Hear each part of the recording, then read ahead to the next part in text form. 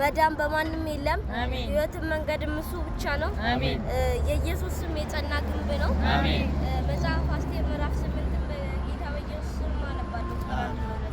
በዚህ ቀን ንጉሥ አርጤክስስ ጠላት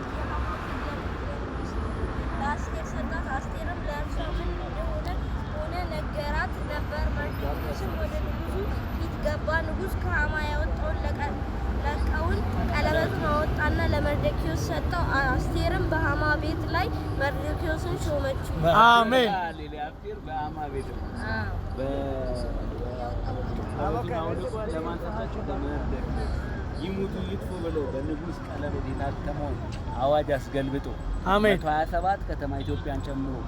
የሞት አዋጅ ተገልብጦ አይሁድ በሕይወት እንዲኖር ከህንድ እስከ ኢትዮጵያ በ127 ሀገራት ላይ የወጣውን የሞት አዋጅ ግባን ግባክ ሃሌሉያ ተገልብጧል። የሐማ ቤት የኛ ነው። አሜን